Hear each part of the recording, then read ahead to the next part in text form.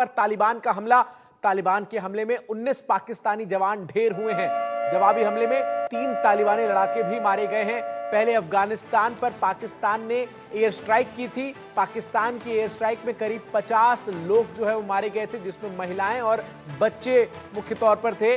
और अब ऐसे में जिस तरीके से स्थिति है, आपको बता दें कि दोनों ही देशों के बीच संघर्ष जो है वो बढ़ता हुआ नजर आ रहा है। तो पाकिस्तान के सैन्य ठिकानों पर अब तालिबान ने हमला किया है। तालिबान के इस हमले में 19 पाकिस्तानी जवान ढेर हुए हैं और चेतावनी देकर यह हमला किया गया। बाकायदा इस बात को लेकर पाकिस्तान की सरकार और पाकिस्तान की सेना को आगाह कर दिया गया कि हम तो जो एयर स्ट्राइक पाकिस्तान की सरकार और पाकिस्तान की वायुसेना ने किया, इसका हम बदला लेंगे। और फिर बदला किस तरीके से लिया गया उसकी ये खबर है, जहां 19 पाकिस्तानी जो हैं उनको ढेर कर दिया गया है। आपको बता दें, इससे पहले पाकिस्तान की तरफ से एयर स्ट्राइक की गई थी, जिसमें करीब 50 तालिबानी जो हैं उनकी मौत हुई थी, जिनमें बड़ी संख्या में महिलाएं और बच्चे शामिल हैं। लेकिन जिस तरीके से ये जवाबी हमला तालिबान ने किया है, इसने ये दर्शा दिया है कि तालिबान जो है वो किन इरादों और किन मंसूबों के साथ पाकिस्तान से लोहा लेने को तैयार है। बड़ी संख्या में जो तालिबान के कमांडर्स हैं, उनकी तैनाती पाकिस्तान से सटे सीमा के तमाम हिस्सों में कर दी गई है। और जो हथियारों का जखीरा अमेरिका और रूस तालिबान में छोड़ कर गए, वो अब सभी तालिबान के कब्जे में है। और ऐसे में अफगानिस्तान से सटी जो पूरी सीमा है पाकिस्तान की, वहां पर अब तालिबान के शीर्ष कमांडर्स लड़ाकों के साथ तैनात नजर आ रहे हैं और पाकिस्तान पर लगातार हमला जो है वो किया जा रहा है। और 19 पाकिस्तानी जवानों को ढेर जब किया जाता है, तो आप समझिए कि किस इंटेंसिटी के साथ ये हमला जो है वो किया गया है। हालांकि जवाबी हमले में 3 तालिबानी लड़ाके भी जो है वो मारे गए हैं, लेकिन जिस तरीके से ये हमला हुआ है, ऐसे में आपको बता दें कि पाकिस्तान और अफगानिस्तान के बीच संघर्ष की स्थिति नजर आ रही है। Major Mohammad Ali Shah, defence expert, इस वक्त हमारे साथ जुड़ रहे हैं। अली शाह जी, जिस तरीके से ये खबर सामने आई कि तालिबान ने पाकिस्तान पर हमला किया, कल जब हम इस खबर को दर्शकों के सामने रख रहे थे, तब हम वो चेतावनी दिखा रहे थे जो तालिबान की तरफ से जारी की गई पाकिस्तान को लेकर। और अब केवल चेतावनी नहीं, बल्कि करके भी दिखाया है तालिबान ने, और ये बड़ा हमला जो है वो पाकिस्तान पर हुआ है। जी हाँ, बिल्कुल। देखिए, 2 दिन पहले जब पाकिस्तान ने पंगा लिया था अफगानिस्तान से, उन्होंने एक एयर स्ट्राइक की थी जहाँ पे 47 लोग मारे गए थे। अधिकतर बच्चे थे, महिलाएं थी, खवातीन।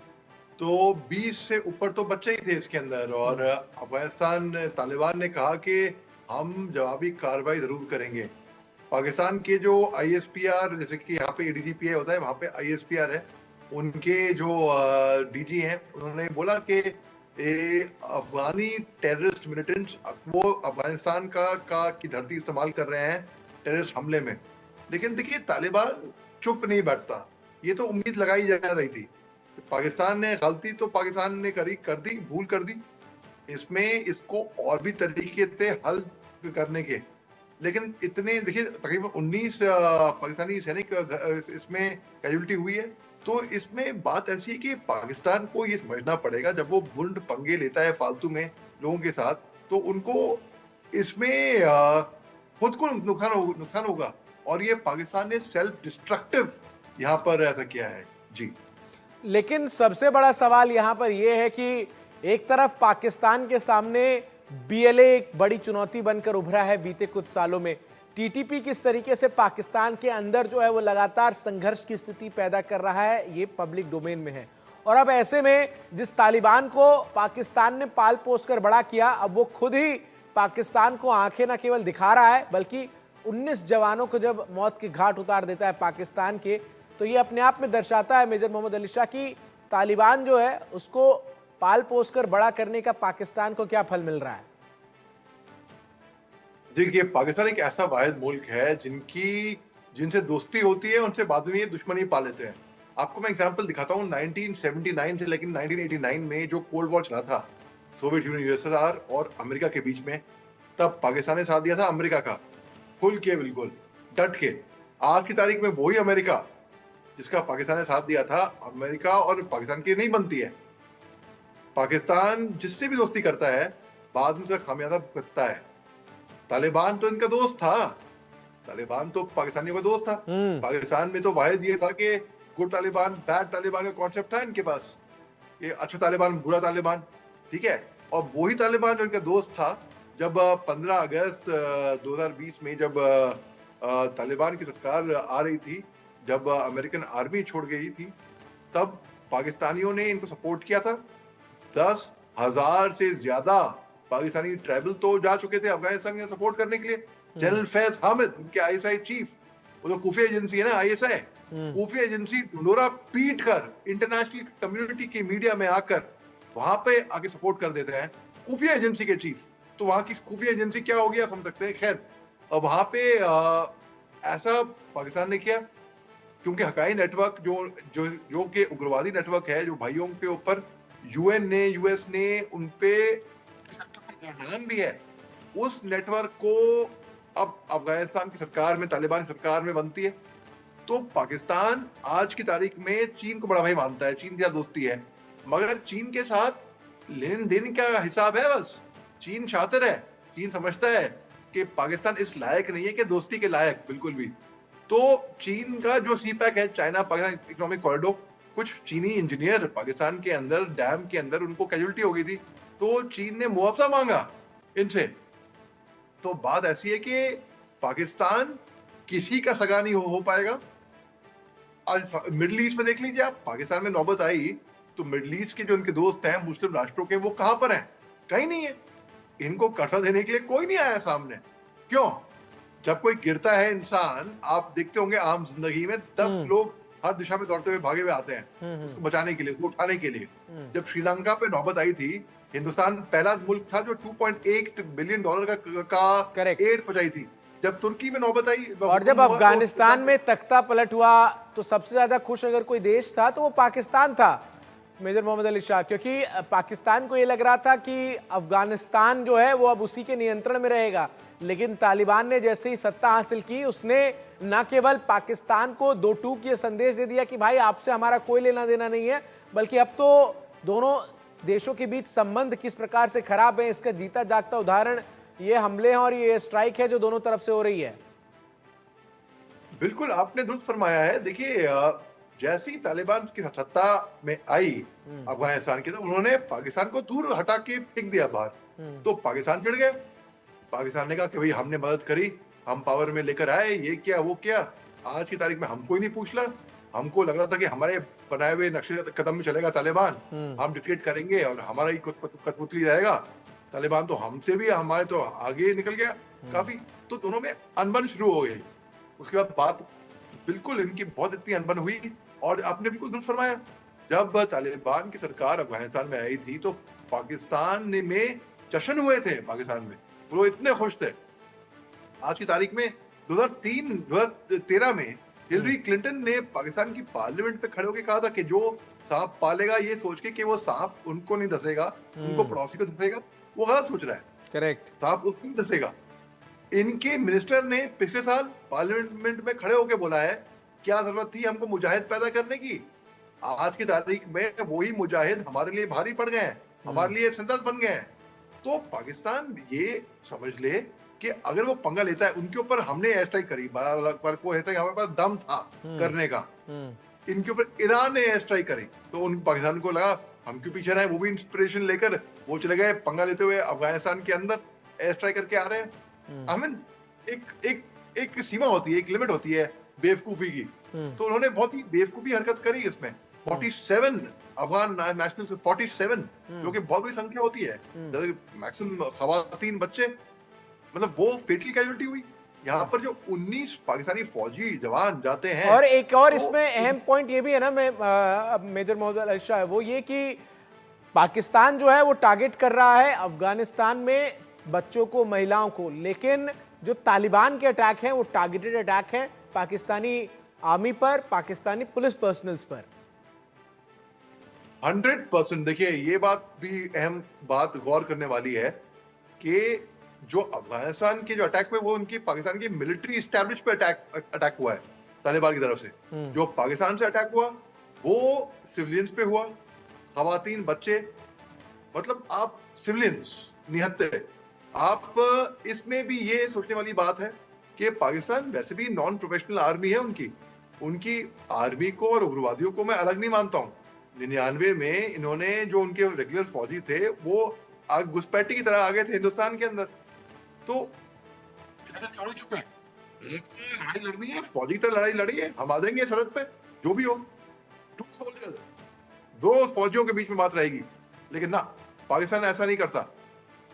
पाकिस्तान उग्रवाद में बढ़ावा देता है, वो आईटी में माहिर है। आईटी यानी कि इंफॉर्मेशन टेक्नोलॉजी नहीं, इंटरनेशनल टेररिज्म। यस। तो ये उग्रवाद की बात हुई ना, कि आप जब वहां पे महिलाओं को और खवातीन को, बच्चों को आप टारगेट कर रहे हो, तो ये इंटरनेशनल लॉज के भी खिलाफ है।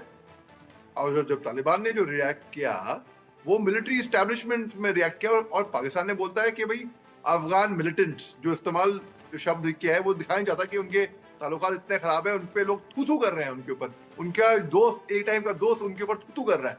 तो पाकिस्तान वो दिखाई जाता है बेसिकली।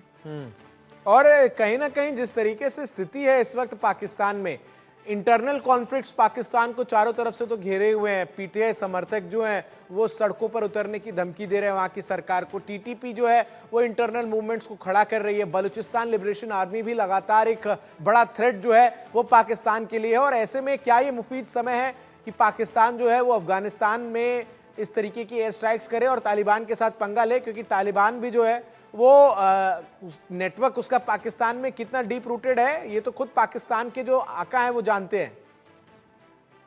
जी देखिए, पाकिस्तान में इस टाइम पे खुद भूखमरी से भिखारी कटोरा लेकर जा रहा है। आईएमएफ कर्ज देने को तैयार नहीं है। इनको ये एफएटीएफ की ग्रे लिस्ट में आ गए थे। इनके ऊपर कई सारी शर्तें थी, इनके खिलाफ दुनिया इनके खिलाफ है, इनकी एक्सपोज हो चुके हैं पूरी तरीके से।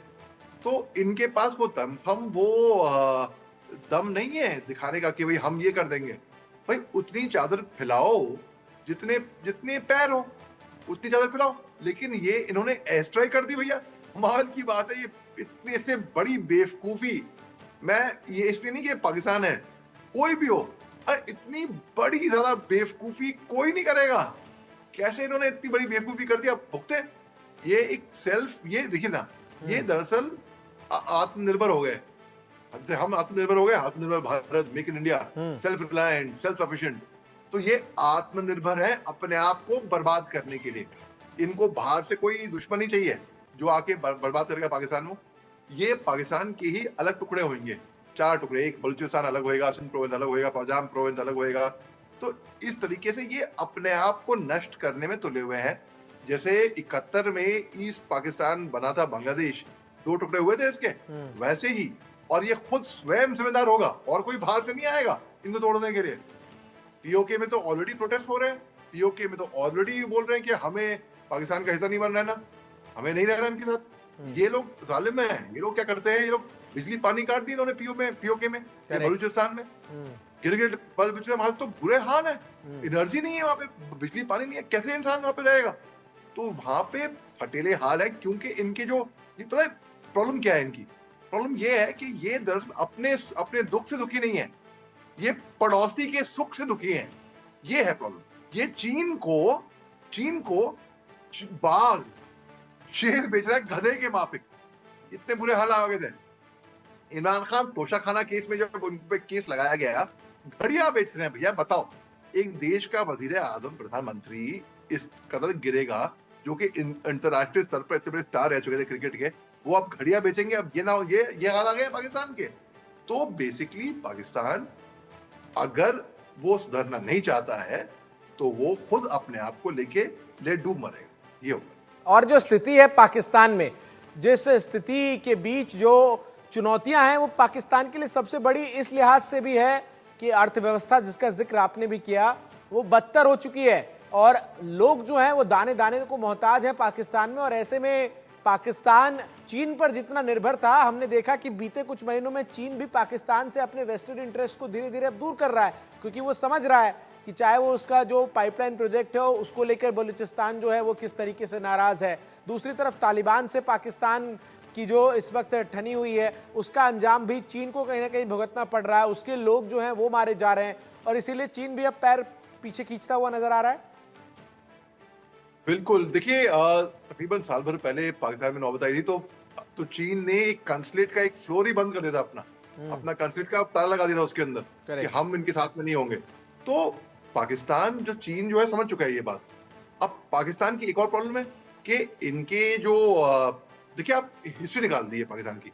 जब मोहम्मद अली जिन्ना ने 1947 के बाद जब ये पार्टीशन हुआ, जो इनके पहले प्रधानमंत्री थे लियाकत अली खान, वो 1951 में इनका असैसिनेशन हो गया था।